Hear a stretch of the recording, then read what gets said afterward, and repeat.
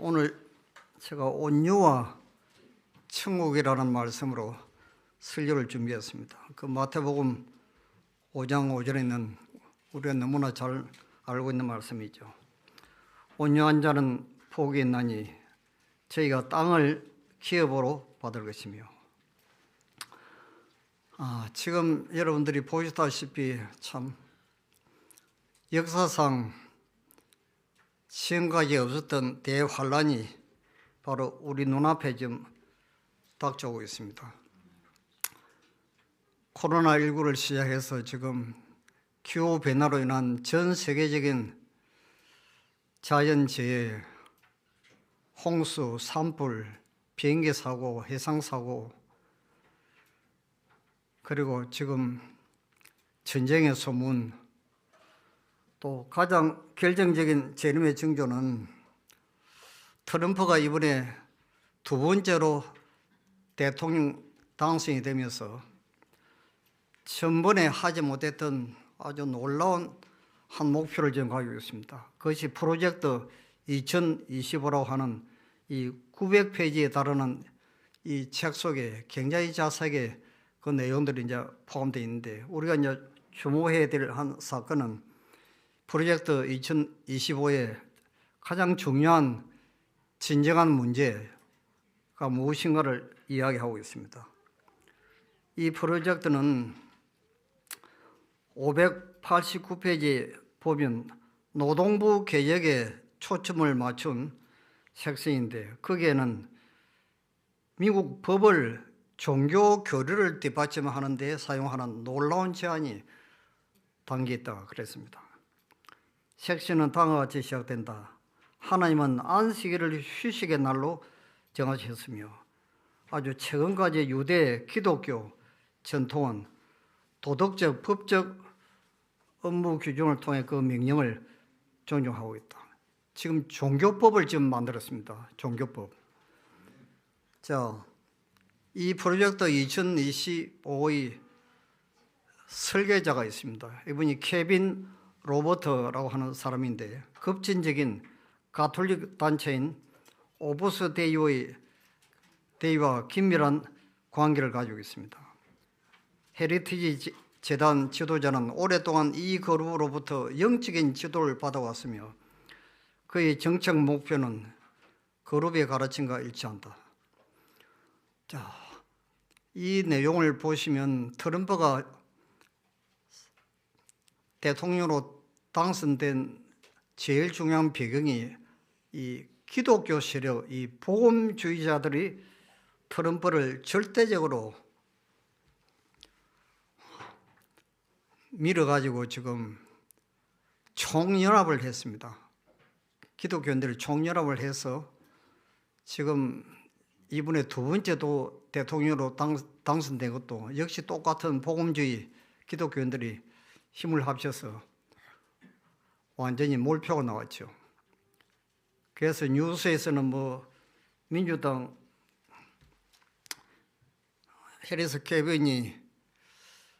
케빈 해리스가 박빙이다 하지만 또 뚜껑을 열어보니까 엄청난 표차가 나왔습니다. 압도적으로 트럼프가 이번에 당선이 됐죠. 그런데 트럼프가 공약을 한 것이 바로 이제 전에도 그렇고 이번에도 두 번째, 이 일요일 법안을 통해서 모든 미국 국민들이 교회에 가서 예배를 드리도록 하는 이 종교법을 지금 추진을 하고 있는 것입니다. 이것이 지금 요한계시록 13장에 나오는 예언의 성취죠.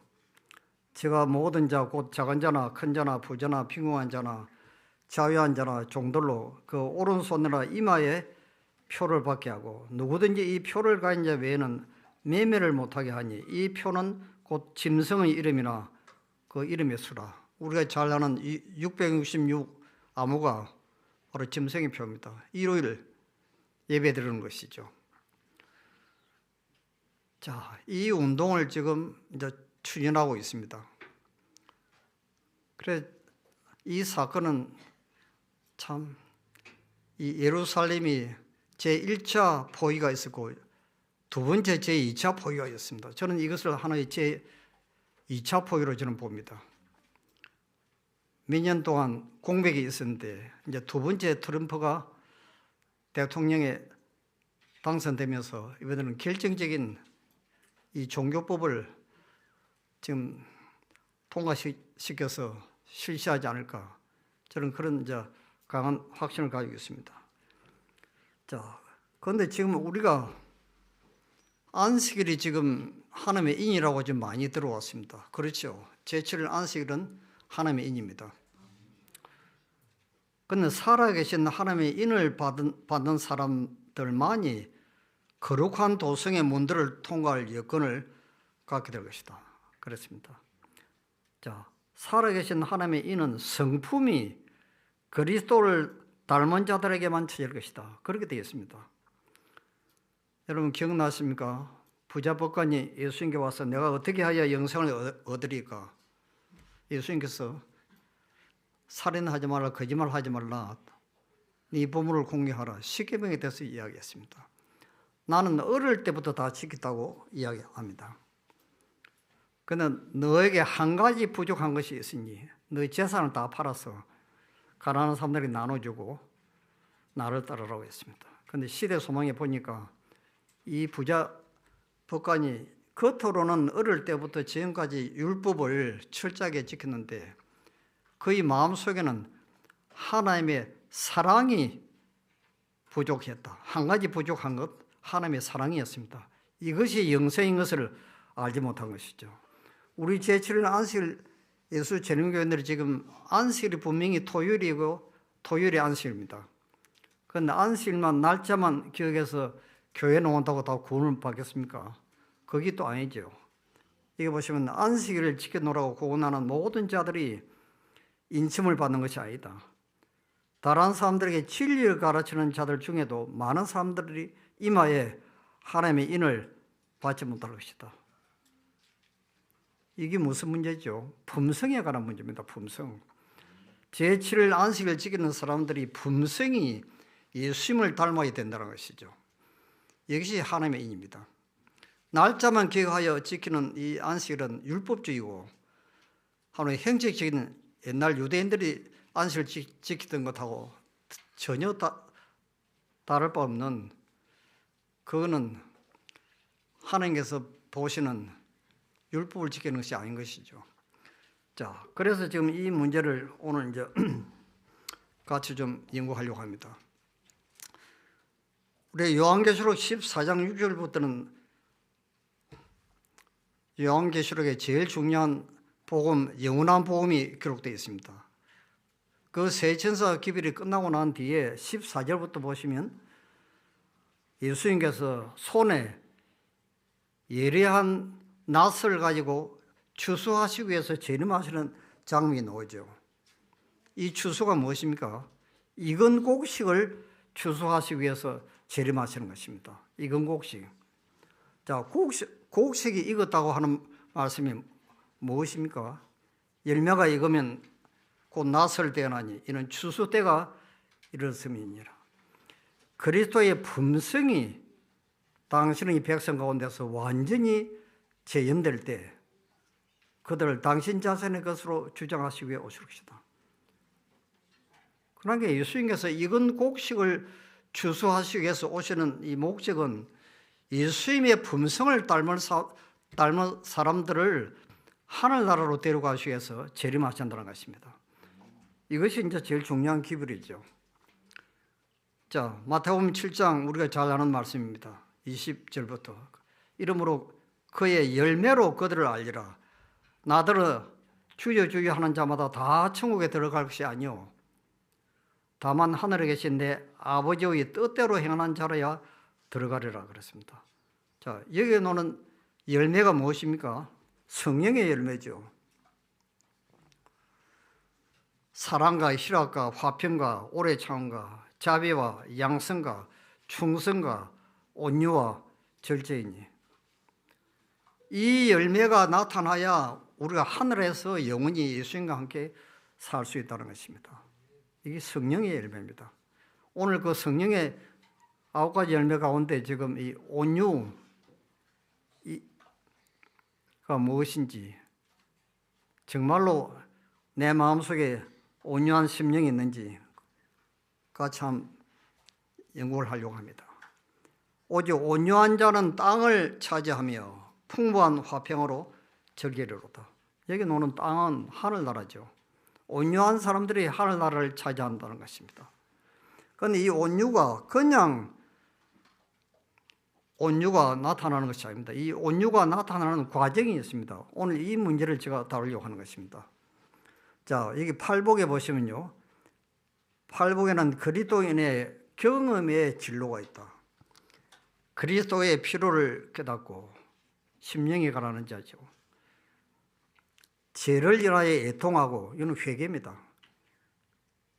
고난의 학교에서 함께 앉는 사람들은 이 애통 속에 산상복원에 보시면 고난이라고 하는 학교가 있습니다. 여기를 졸업해야 온유라고 하는 품성이 나타나는 것입니다. 그러니까 이 온유는 그냥 나타나는 것이 아니죠. 과정이 있습니다. 자, 우리는 하늘에 가기 위하여 품성을 형성하고 있다. 어떤 품성도 시련과 고난을 통과하지 않고서는 완전하게 될 수가 없다. 우리는 시험을 받고 연단을 받아야 한다. 그리스도는 인내와 관용과 온유와 겸손에 있어서 우리의 모범이시다. 여러분, 인생이 참 우리가 욕계에서도 우리 장례식 날 많이 사용하는 문구가 나오죠. 여자에게서 낳은 사람은 고난이 많고, 왜 고난이 많습니까? 이는 우리 품성을 변화시켜서 하늘나라로 데려가시기 위한 하나님의 놀라운 계획표가 그 속에 포함되어 있는 것이죠. 이걸 이해하지 못하면 믿음에서 모래 위에 전집처럼 시련이 올 때 추풍낙엽처럼 모래성처럼 무너집니다. 예수님은 나는 마음이 온유하고 겸손하다고 내게서 배우라고 예수님이 마태복음 11장 29절에 말씀하셨습니다. 나는 마음이 온유하고 겸손하니 나를 닮으라는 것입니다. 자, 불법한 일을 당하는 가운데서도 참고 온순하게 행하는 특성은 이방인들이나 유대인들이 귀중히 여기는 특성이 아니다. 그렇죠? 불법한 일을 당하는데 참고 온순하게 행하는 것은 이건 바보죠. 그런데 이방 사람들은 그 당시에 또 유대인들도 이걸 귀한 특성으로 보지 않았다는 것입니다. 그러나 예수님께서는 온유함을 천국에 들어가는 첫째 되는 자격이라고 했습니다. 천국에 들어가는 첫째 되는 자격. 이게 온유입니다. 자, 온유가 뭔지 여기에 아리스토텔레스의 정의가 있고希腊 철학의 교훈이 있습니다. 아리스토텔레스는 자연적인 경로에 대해서 관용을 취하는 특성이다. 그렇게 했습니다. 온유한 사람은 복수적인 행위를 행치 아니하며 그와 같은 행위보다는 상대방에 대해서 관용적인 입장을 취하는 것이 특징이다. 관용, 너그러움이죠. 자,希腊 철학자들은 이 온유는 노예 근성에 해당한다 했습니다. 노예. 여러분, 노예가 뭡니까? 이거는 주인이 시키는 대로 하는 것이죠. 이리 가라면 이리 가고 저리 가라면 저리 가고 죽으라면 죽어야 됩니다. 이 노예는 아무것도 못합니다. 오직 주인이 시키는 대로만 따라하는 것이죠. 이게 온유입니다. 그래서 이 온유는 부모로부터 타고난 자연적인 온유가 있고 성경이 이야기하는 진짜 온유가 있습니다.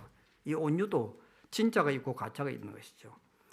자연적인 온유는 소심하거나 겁이 많고 또 나약하며 어떤 때는 또 우둔하고 연약하며 비굴한 면도 있으나 참된 온유는 강력한 인격이며 은혜와 성령의 열매라는 것입니다. 이 온유는 다른 것입니다. 그래서 이 성서적인 온유를 이제 세 가지로 요약하면 이렇게 우리가 성경이 이야기하고 있습니다. 잘못한 일에 대해서 인내로 대하는 것입니다. 잘못한 사람에 대해서 인내로 참는 것이죠. 그 다음 두 번째는 온유한 사람은 자기 자신이나 자신의 주장, 신분과 권위에 대해서 지나치게 내세우지 아니하므로 타인에 대해서 관용으로 대하는 태도를 온유라고 합니다. 그 다음 세 번째는 사소한 일이나 짜증스럽거나 귀찮은 일, 심지어는 자극적인 일을 당할 때도 화를 내지 않는 것을 온유로 합니다. 그럼 이 온유는 자세히 보면 이거는 사람이 아닙니다. 이거는 완전히 신이 되어야 이렇게 살지요. 사람은 이렇게 살 수가 없습니다. 화를 어떻게 안 냅니까? 자극적인 일을 당합니다. 존경이나 경의도 항상 기대하지 않는다. 오히려 온유한 사람은 하나님이 그에게 맡겨주신 위치에서 자기의 의무를 다하며 사람의 명예를 구하지 아니하고 하나님을 기쁘게 하기 위해서 자신을 바치는 사람이다. 그래서 성경은 피하지 못하나니 하나님의 말씀을 받은 사람들을 신이라고 하시기도 그렇습니다. 그러니까 하나님의 말씀을 내 마음에 받아들이는 사람들은 사람이 아니고 신이라는 것입니다. 그게 뭡니까? 네 원수를 사랑하는 거, 바로 한마디로 말하면 그런 것이죠. 네 오른밤을 때리면 왼밤도 돌려대고, 네 겉옷을 달라면 속옷까지 주고, 오를 가자고 하면 심리까지 따라가고, 이거는 사람이 아닙니다. 이건 신이 아니면 이렇게 할 수가 없습니다. 그래서 사도 바울이 로마서 8장에서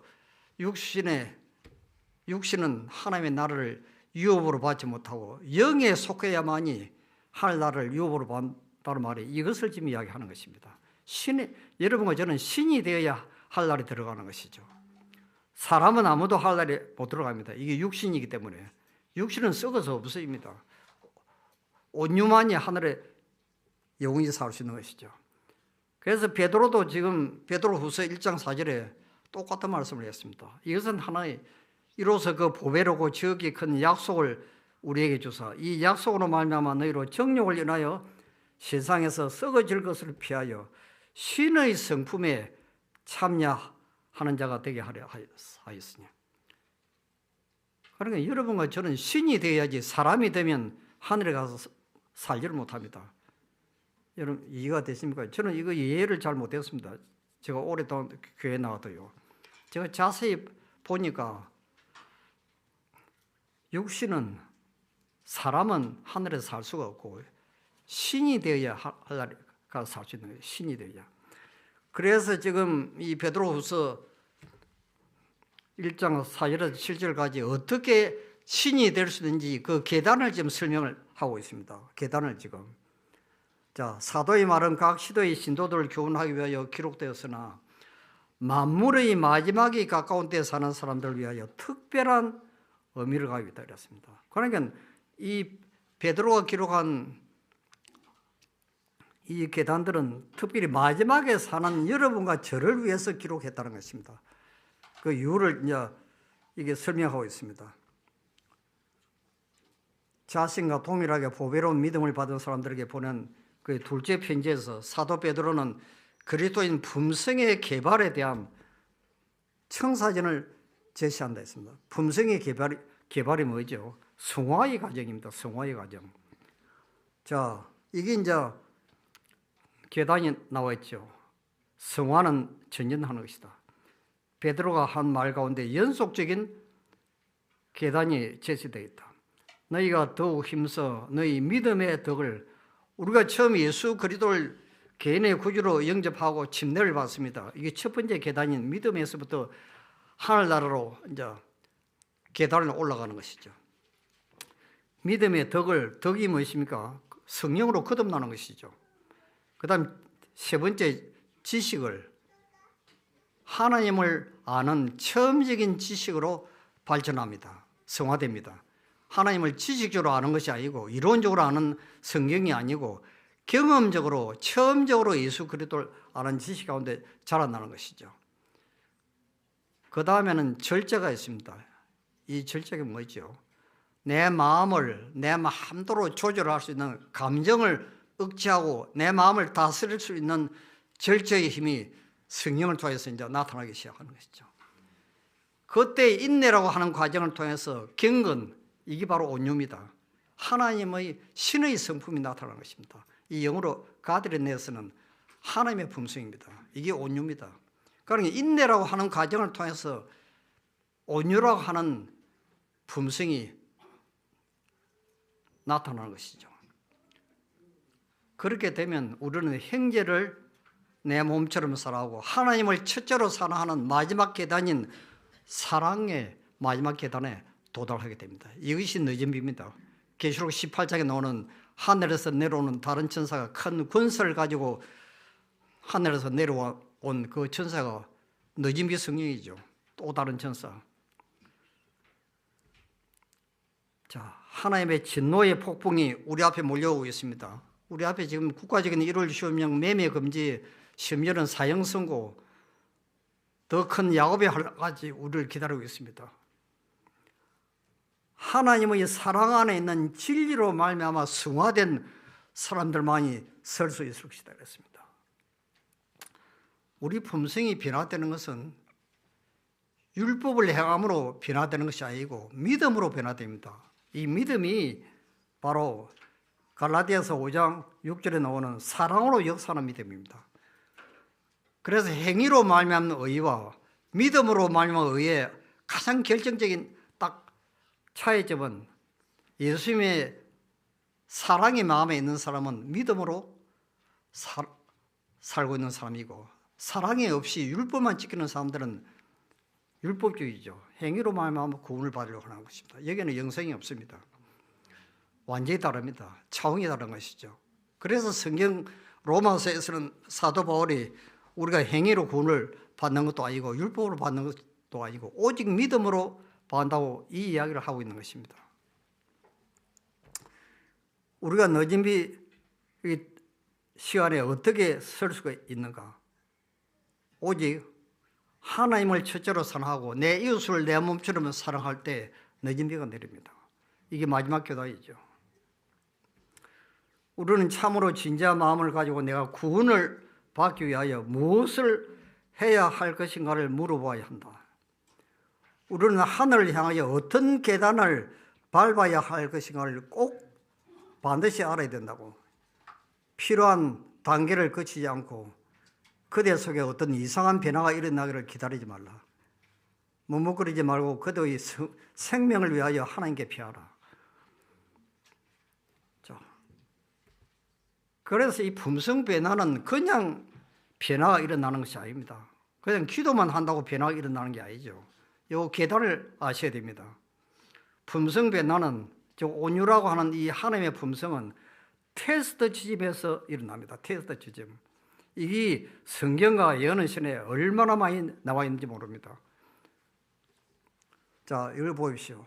나의 가는 길을 오직 그가 아시라니 그가 나를 단련하신 후에는 내가 정금같이 나오리라. 이게 단련이란 말이 나옵니다. 너희 믿음의 시련이 불로 연단하여도 없어질 금보다 더 귀하여 예수 그리스도에 나타나실 때 칭찬과 영광과 존귀를 얻게 하려 함이라. 그렇습니다. 자, 불로 연단한 금이 뭡니까? 계시록 3장 18절에 나오는 참된 증언의 근거입니다.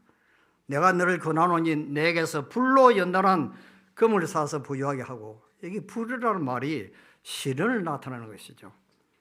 물론 내가 사랑하는 자를 책망하여 징계하노니 그러므로 네가 열심을 내어 회개하라.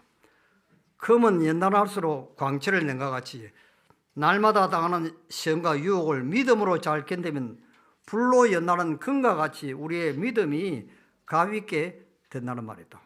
이게 불로 연단하는 금입니다. 이걸 여러분과 저희 삶 속에 매일 실천을 해야 됩니다. 제가 어제 저녁에 드린 인생을 위한 하나님의 계획표가 바로 이것입니다. 우리가 알지 못하는 섭리의 사건에 의해서 오늘 하루 동안에 기분 좋은 일도 있고 기분 나쁜 일도 있고 온갖 종류의 사건들이 나타납니다. 여기에 대해서 우리가 믿음으로 내가 어떻게 사느냐에 따라서 내 품성이 예수님처럼 변화되기도 하고 타락하기도 하는 것이죠. 그리스도인에게 있는 가장 고소한 것에 대한 최고의 증거는 자제이다. 자제가 뭡니까? 내 마음을 다스리는 것이죠. 화가 날 때 참는 것이죠. 감정을 조절하는 것입니다. 가혹하거나 잔인한 취급을 받을 때 침착하고 신뢰하는 정신을 보존하지 못하는 자는 하나님께서 자신의 완전한 품성을 자기 안에 드러내실 권리를 행사하지 못하게 한다. 여기 시대 소망이 굉장히 중요한 말씀이 여기 기록되어 있습니다. 우리가 온유라고 하는 이 하나님의 품성은 내가 시련을 당할 때 그때 참고 견디고 인내로 예수님을 바라보면서 그 순간을 넘길 때 기적이 일어납니다. 이게 바로 하나님의 품성으로 변화되는 것이죠. 우리는 시련의 풀무에 들어갈 때 이기심으로 어두워진 심령을 가지고 들어가는 때가 흔히 있다. 그러나 만일 우리가 어려운 시험을 참고 견디면 우리는 그 시험에서 나올 때 신의 성품을 반사하게 될 것이다. 그래서 신의 성품을 반사하게 될 것이다. 이거 여러분 굉장히 중요한 말씀입니다. 그래서 믿음의 시련은 금보다 더 귀하다. 모든 사람은 이것이 그리스도의 학교에서 받아야 할 훈련의 한 부분, 곧 세속의 불순물에서 자신을 정리하게 하고 정연하는데 필수적인 과목임을 배워야 한다고. 필수적인 과목. 아시겠어요? 그래서 여러분들이 이걸 이해를 하지 못하면 성경을 자세히 보고 이걸 연구하지 않냐면 품성 변화가 일어나지 않습니다. 평생을 교회 다녀도 변화 안 됩니다. 이 품성 변화는 구속의 과학입니다. 변화의 법칙이 있어요. 계단이 있습니다. 여러분. 그들은 핍박을 슬픔으로 대할 것이 아니라 기쁨으로 대할 것이다. 여러분, 핍박을 슬픔으로 대할 것이 아니고 기쁨으로 대한다는 말은 이거는 믿음이 없으면 이 과목을 졸업하지 않는 사람은 이걸 배울 수가 없습니다. 여러분 생각해 보십시오. 어떻게 이걸 배웁니까? 극렬한 시험 하나하나는 그들을 연단시키는 하나님의 대리자이다. 하나님께서는 우리에게 장애나 핍박이나 어려운 일이 닿게 됨을 허락하시는 것은 우리를 저주하심이 아니라 우리 생애의 가장 큰 축복이 되게 하시기 위함이다. 여기에 나오는 가장 큰 축복이 뭐죠? 품성 변화입니다. 품성 변화. 이 품성 변화를 재물로 돈으로 살 수 있습니까? 이것보다 더 귀한 것이 없죠. 애통하는 자는 복이 있나니 저희가 위로를 받을 것이며 그분께서 시련과 고난들을 허락하실 때 그것은 오직 하나님은 우리의 유익을 위하여 우리들이 그분의 거룩하심에 참여하게 하시기 위함이었다. 그분의 거룩하심이 예수 그리스도의 품성이죠. 온유입니다. 만약 믿음으로 받아들이면 그렇게도 견디기 힘들고 고통스럽게 보이는 그 시련은 축복임이 입증될 것이다. 이 축복이 품성변화가 하는 축복입니다. 다른 축복이 아니죠. 그 시련들은 품성의 완전을 위해서 하나님께서 임명하신 그분의 종들이라고 이야기했습니다. 장차 우리는 우리의 모든 시련이 우리의 구원과 얼마나 밀접한 관계가 있다고 하는 것을 하늘나라에 가면 깨닫게 될 것이라고요. 자, 여기에 중요한 기별이 있습니다. 아버지의 임재가 그리스도를 두르고 있었으므로 무한한 사랑이 세상의 축복을 위하여 허락하시는 것 외에는 아무것도 그에게 닥치지 않았다. 그러니까 예수님께서 어린 시절부터 갈바리 십자가에 돌아가실 때까지 경험한 당하신 엄청난 시련과 고통과 말할 수 없는 저주는 그거는 무한한 사랑이 이 세상의 축복을 위하여 허락하신 하나님께서 허락하신 섭리의 사건이었다는 것입니다. 이것은 여러분과 저를 위해서도 똑같다는 것입니다. 그러니까 우리에게 다가오는 어떤 사건이 일어난다 할지라도 그 모든 것은 다 하나님께서 다 우리 품성을 변화시키기 위해서 날마다 우리를 교육하고 훈련시키고 그렇게 하는 놀라운 구속의 사역이 거기에 포함되어 있다는 것입니다. 그래서 그에게 닥치는 것은 무엇이든지 그리스도를 통하여 온다. 그리스도께서 거의 방백이 되심으로 그는 악을 대항할 필요가 없다. 주께서 허락하시는 것 외에는 아무것도 그를 건드릴 필요가 없다 했습니다. 그래서 그분께서는 작은 고난의 십자가로 우리를 시험하고 계신다. 때때로 시험의 파도가 머리 위까지 몰려올 때 하나님이 우리를 지켜보고 계시다는 것을 기억하라. 이 모든 시험이 우리에게 알맞도록 하나님께서 보내셨음을 기억하고 참고 견디자. 우리가 날마다 경험하는 것, 또 방해하는 것들, 또 화나게 하는 것, 또 고통스러운 것은 우리에게 오는 저주가 아니라 가장 큰 복음이라는 것을 증명할 것이다. 왜냐하면 가장 크고 높은 성품은 고통과 시험 가운데서 건축되기 때문이다. 그렇습니다. 자, 이걸 한번 생각해 보십시오.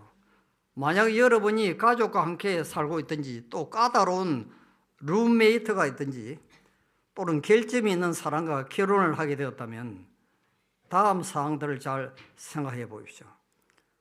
만일 우리가 바라는 모든 사랑의 조건들을 항상 충족시켜주는 사랑과 산다면 우리가 어떻게 예수님과 같은 무조건적인 사랑을 배울 수가 있겠습니까? 이거 아주 놀라운 말씀이죠.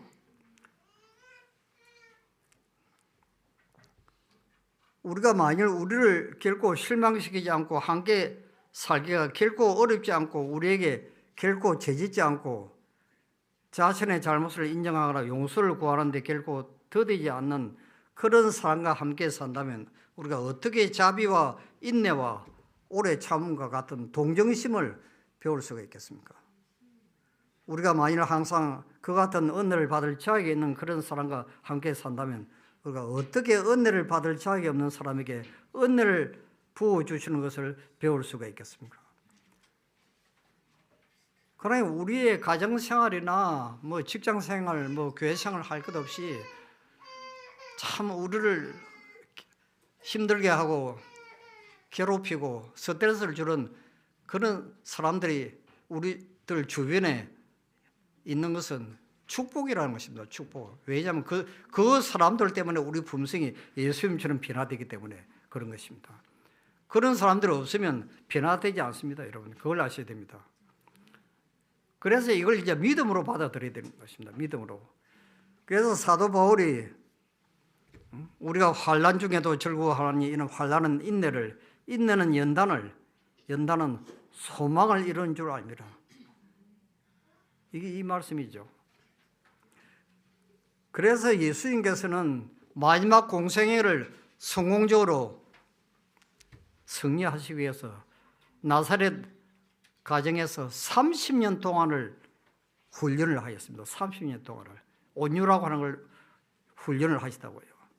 그런 시련과 아까운 손실을 당하면서도 언제나 조용하신 것을 저들은 이해할 수가 없었다고. 세상 사람들이 이해를 못하죠. 그런 난폭한 대우를 받는 때라도 보복하지 아니하시고 그 모욕을 가만히 참으셨다고. 30년 동안을 훈련을 하신 것입니다. 3년.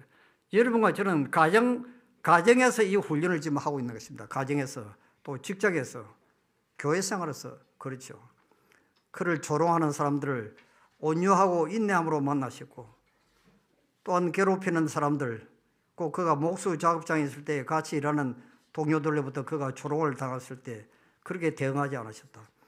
분노하심으로 반박하는 대신에 그는 다윗의 아름다운 시편을 노래하시곤 하였다. 예수님께서는 급한 성격이나 아니면 분노의 말을 할 수 있는 지점까지 시험을 당하셨으나 한 번도 당신의 입술로 범죄하지 않으셨다고요. 이 훈련을 30년 동안 하고 난 뒤에 마지막 십자가의 고난의 주관이 이제 닥쳐오는 것이죠. 시편 22편 6절에 나는 벌레요 사람이 아니라 사람의 해방거리요 백성의 조롱거리이다. 여러분, 벌레는 사람이 발로 이렇게 밟으면 금방 죽습니다. 반항을 못합니다. 그런데 독사는 어떻습니까? 꼬리를 밟으면 금방 돌아서서 뭡니다. 우리 마음에는 독사가 있습니다. 그런데 예수님은 나는 벌레라고 이야기했습니다. 이런 저항을 하지 않는 것이죠. 이게 자애가 완전히 죽어 없어지는 것입니다. 그분께서는 비록 선행에 대한 보답으로 수치스러운 모욕을 받으셨지만 정욕적이고 난폭한 말과 행동에 굴복하지 않으셨다. 그분께서는 고통과 냉대와 모욕을 당하셨지만 보복을 하지 않으셨다. 그리스도께서는 침착하게 내가 말을 잘못하였으면 그 잘못한 것을 증거하라. 잘하였으면 네가 어찌하여 나를 치느냐고 대답하셨다. 그분은 보복에 불타는 말씀을 하지 않으셨다. 그분의 침착한 대답은 무지하고 인내성이 있고 온유한 마음, 도발을 받아도 성내지 않으려는 마음에서 나온 것이었다. 이러한 품성이 나타나기까지 예수님께서는 30년을 나사렛 동네에서 훈련을 하셨다는 것입니다. 이 놀라운 사건입니다. 지금. 이제 그 같은 흥분의 관계는 지나갔고 그리스도의 형상이 저희 마음에 떠올랐다. 그들은 그리스도께서 당신의 원수들 앞에서 침착하시고 아무 불평도 없이 계시는 것을 보았으며 원수들의 욕설과 비난에 대해서도 한마디의 불평도 없이 참으시는 것을 보았다. 이게 바로 온유라고 하는 품성입니다. 온유. 이게 신의 성품이죠. 이거는 사람이 이렇게 살 수가 없습니다. 사람이 어떻게 이렇게 삽니까? 이거는 신이 아니면 이런 품성을 나타낼 수 없는 것이죠. 자, 시간이 없어서 여러분 성경에 보시면 민수기 12장 3절에 모세를 이 사람 모세는 온유함이 지상의 모든 사람보다 성하더라고 기록되어 있습니다. 이 모세가 어떻게 훈련을 받았습니까? 미디안 강야에서 40년을 훈련을 했습니다. 40년을. 여기 기록되어 있죠. 모세는 그들의 비난을 불평 없이 침묵으로 참았다. 모세가 백성들의 불신과 불평, 그의 변화없는 조력자가 되어야 할 사람들의 교만과 시기에 대하여 참을 수 있는 준비를 갖춘 것은 미디안에서의 수고와 기다리는 세월 동안에 얻은 경험과 그곳에서 개발한 겸손과 인내의 정신이었다. 그래서 예수님께서는 하나님께서는 모세를 광야로 인도하여서 40년을 이 온유한 품성을 훈련시킨 것입니다. 요셉도 마찬가지입니다. 여러분, 요셉이 자기를 팔고 살인적인 증오심으로 구덩이에 집어넣고 노예로 팔아먹고 그렇게 잔인한 취급을 한 이 행자들을 만났을 때 무슨 이야기를 합니까? 당신들이 나를 이곳에 팔았으므로 근심하지 마옵소서, 한탄하지 마옵소서. 하나님이 생명을 구원하시고 나를 당신들 앞서 보내신나이다. 그렇게 이야기를 했습니다. 이러한 온유한 요셉의 품성이 나타나기까지는 그 과정이 있었습니다. 그 과정이요. 우리가 시편 105편 17절부터 나와 있죠. 요셉이 종으로 팔렸도다. 그 발이 착고에 상하며 그 몸이 쇠사슬에 매였으니 곧 여호와의 말씀이 영할 때까지라. 그 말씀이 저를 연단하이도다. 그렇게 기록되어 있습니다.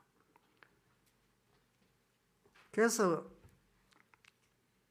여러분 여기 보시면 이 하루의 경험이 요셉의 생애 전환점이 되었다는 것입니다. 그 하루의 경험이. 그 엄청난 시련을 당할 때 이 요셉은 자기가 17년 동안을 가정에서 성경을 배우고 부조들의 이야기를 들었던 그때보다 시련과 고통 중에 있을 때 성령을 통해서 하루 동안에 결정적인 변화가 일어났다는 것입니다. 하나님께서는 그대가 지상의 위대한 사람들에게서 배울 수 있는 것보다 그분의 성령에 의해서 한순간에 더 많은 것을 가르쳐 주셨다고. 한순간에. 그러니까 여러분들이 시련을 당하든지 내가 억울한 누명을 쓰든지 스트레스를 받든지 할 때 내 머리 가운데 오늘 들은 설교 말씀이나 하나님의 말씀이 내 머리 가운데 딱 떠오르는 순간에 그때 여러분 결정적인 신의 성품으로 변화됩니다. 신의 성품으로. 이게 구속의 과학입니다. 여러분 원형극장에 들어간 성도들이 어떻게 이런 기도를 할 수가 있습니까? 나를 저주하십시오. 당신들이 나를 저주하면 저주할수록 나는 당신 선수들을 사랑할 것입니다. 내게 침을 뱉어 보십시오. 그러면 나는 사랑의 열기로 부분될 것입니다. 나를 구타하십시오. 나는 신음소리로 사랑을 고백할 것입니다. 나를 찌르십시오. 나는 당신을 사랑한다고 즐거워할 것입니다. 나를 당신의 먹이로 던지십시오. 나는 사랑의 제물이 될 것입니다. 나를 불태우십시오. 그러면 나는 사랑의 열기로 당신의 정오의 가슴을 놓을 것입니다. 그랬습니다. 이거는 완전히 신의 성품입니다. 이거는 사람이 아닙니다. 여러분, 사람이라고 볼 수가 없습니다. 이거는 사망에서 생명으로 건너간 사람의 기도이죠. 이거는 생명으로 건너간 사람의 기도입니다. 하나님의 깊은 사랑만이 우리에게 박도한 시련 가운데서 영혼을 지탱해 줄 것이다. 여기에 예수님의 생애를 실천한 흑인 야구 선수 제키 라빈슨이라고 하는 야구 선수가 있습니다. 미국에서 처음으로 흑인 프로 야구 선수가 된 제키 라빈슨이라는 사람이 있었다. 1940년대 겉으로 인종차별이 심한 미국의 프로 야구 세계에 이 사람이 최초로 들어온다.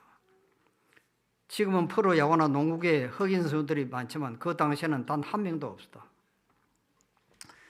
그런데 1947년대 브루클린 다저스의 최고 책임자였던 리키라는 사람이 이 제키 라빈슨에게 거룩한 실험을 하나 해보자고 한다. 그는 라빈슨을 불러 이렇게 이야기했다. 라빈슨은 독실한 그리스도인이었다. 그러나 성미가 대단한 사람이라 주먹 싸움도 잘하고 권투도 잘하는 사람이었다. 야구는 잘하지만 사고를 칠지도 모른다는 생각에 리키는 그에게 이런 이야기를 하였다. 라빈슨, 너 이 책을 읽어라. 그 책 제목은 예수 그리스도의 생애였다. 아마 시대 소망을 준 것 같아요. 너는 이제부터 예수 그리스도의 생애처럼 살아야 한다. 앞으로 야구 선수가 되면 너를 향해 수많은 모멸과 조소가 쏟아질 것이다. 게임을 뛸 때마다 인간으로서는 도무지 들을 수 없는 욕설이 쏟아질 텐데 너는 결코 그게 반응해서는 안 된다. 같이 욕해서도 안 되고 싸워서도 안 된다. 반드시 명심할 것은 앞으로 모든 흑인 선수들의 미래가 너의 행동에 전적으로 달려있다는 것이다. 1947년 그날부터 제키 라빈슨은 그 약속을 실천하였다. 이게 참 중요한 것입니다. 시키는 대로 한 것입니다. 정말 구단주 리키가 말한 대로 라빈슨이 가는 곳마다 백인 관용들은 돌멩이를 던지고 라빈슨이 공 하나를 놓치면 저런 놈을 왜 세워놓냐고 마구 욕설을 퍼부어댔다. 팀의 동료 선수들도 락커에서 라빈슨과는 같이 샤워를 하지 못한다. 흑인이랑 같이는 샤워할 수 없다 하며 그를 짐승처럼 취급했다. 이런 모멸 속에 있었던 그를 아는 사람들은 후에 그에 대해 이렇게 표현하였다. 그는 그라운드에서 가장 외로운 사람이었다. 아무도 그와 이야기하려고 하지 않았고 팀 동료들로부터 따돌림을 당했으며 가는 곳마다 욕설과 조소를 당했다. 그러나 그런 혹독한 멸시와 압박을 받으면서도 그처럼 보복하지 않는 사람은 처음 보았다. 약속을 지킨 것이죠. 라빈슨은 그 와중에서도 10년 동안 6번이나 다이어트 팀을 우승으로 올려놨다. 내셔널리그 최고의 신인상을 받고 MVP 선정이 되고 올스타 게임 6번, 월드시리즈 6번 출전, 1992년에는 미국 야구의 명예의 전당에 기록되는 신화를 낳았다. 그의 거룩한 희생을 통해서 그 후로부터 수천의 흑인 선수들이 미국 프로 야구계에 입문하게 되었고 농구계와 미식 축구계에 들어갔다. 그때 홈런 왕 행크 아론이 자기 인생의 가장 큰 영웅이 누구냐는 질문에 서슴없이 라빈슨을 들면서 이런 말을 했다. 라빈슨은 모든 흑인 선수들에게까지 꺼지지 않는 횃불을 안겨주었다. 그가 아니었다면 미국 프로 스포츠 세계에서 언제 인종차별이 무너질지도 아무도 모를 일이다. 내가 최고의 홈런 기록을 세울 수 있었던 것도 바로 그의 거룩한 희생이 있었기 때문이다. 그의 예수님 닮은 희생이 모든 흑인 선수들의 길을 열어놓은 것이다. 제게 라반신이 이처럼 매 게임마다 그 수많은 관중의 조소와 억울한 욕설에도 결코 분노하거나 마음이 격동되지 않은 것은 당신을 십자가에 못 박는 원수들을 향해서도 저들을 미워하거나 보복하지 않고 욕설과 피 흘림과 십자가 고통 속에서도 분노하지 않으셨던 예수님의 온유함을 배웠기 때문이었다. 라빈슨의 온유함의 희생대에는 수많은 흑인 선수들의 길을 열어놓는 기막힌 역사가 있었다. 오늘 우리도 이런 온유함과 겸손함을 배워야 하지 않겠는가. 그러나 이 품성 변화가 우리 힘으로 되는 것이 아닙니다. 이거는 성령을 통해서만 일어납니다. 성령을 통해서. 이 성령을 어떻게 받습니까, 여러분? 마치 식물이 햇빛과 이슬과 비를 받는 것처럼 우리는 성령을 받아야 한다. 우리의 마음이 언제나 그리스도를 생각하고 있을 것 같으면 성령은 마치 비와 같이 땅을 적시는 늦은 비와 같이 우리에게 임하십니다. 그러나 시험을 당할 때마다 예수님을 생각해야 성령이 임해서 그 시험을 이길 수 있다는 것입니다. 그 말씀입니다. 내 힘으로 이기면 유양병이 생기든지 심장마비가 걸립니다. 여러분, 오래 못 삽니다. 예수님을 생각하면서 성령을 받아야 됩니다. 성령을. 그래서 예수님의 생애를 깊이 연구해야 되는 것입니다. 예수님의 생애를. 마지막으로 하나님께서는 보석을 만드는 데 시간을 소비하신다. 우리들은 하나님의 작업장이다. 인간의 가치는 그가 받는 연단에 완전히 달려있다.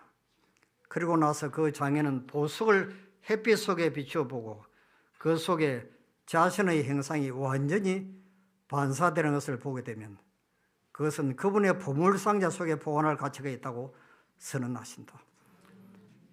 여러분과 저는 하나님의 작업장입니다. 거칠은 돌과 똑같습니다. 우리의 삶을 하나님께 온전히 내맡길 때 우리 인생을 위한 하나님의 놀라운 계획표가 이루어집니다. 그 계획표는 예수 그리스도의 형상을 담는 것이죠. 이것 가지고 우리가 하늘나라에 갑니다. 우리가 죽을 때 우리 몸도 없어지고 모든 것이 흙으로 다 돌아가는데 딱 평생 동안 이루어놓은 품성변화 그 한 가지만 하나님이 하늘에 보관하신다 했습니다. 우리가 예수님이 재림하실 때 무덤에서 부활하는 사람들이 그 그리스도의 형상 때문에 무덤에서 부활하는 것입니다. 오늘도 이 말씀을 생각하시면서 온유하신 예수님의 생애를 닮아가는 우리 성도님들이 되시길 간절히 빌겠습니다.